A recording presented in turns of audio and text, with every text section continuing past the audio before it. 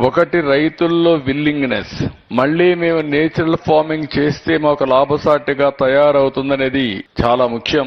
రైతుల్లో అలాంటి ఆలోచన వచ్చింది, దానికి చాలా సంతోషపడుతున్నా.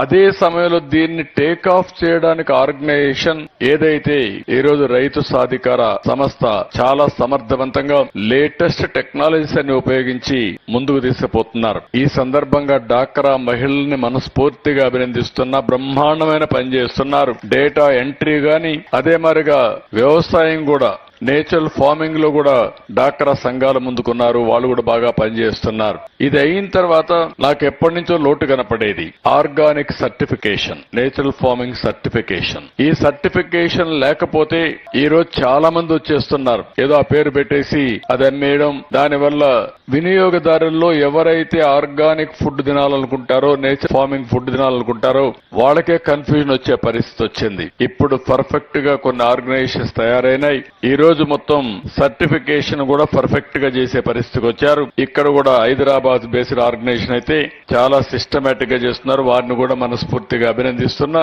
ఇలాంటి ఆర్గనైజేషన్స్ దగ్గర 40-50 దాకా వచ్చాయి. 10% నేచురల్ ఫార్మింగ్ అంతా కూడా హైదరాబాద్ బేస్డ్ ఆర్గనైజేషన్ చేసే పరిస్థితికి వచ్చారు. ఇది శుభ పరిణామం. ఇది కాకుండా ఇంకొక పక్కన నేను ఎప్పుడూ ఒక ఎకో సిస్టమ్ అంటాను. రైతులు పంట పండించాలి, దీన్ని మార్కెటింగ్ తీసుకెళ్లాలి, దీన్ని సర్టిఫికేషన్ చేయాలి, అక్కడి నుంచి అమ్మాల్సిన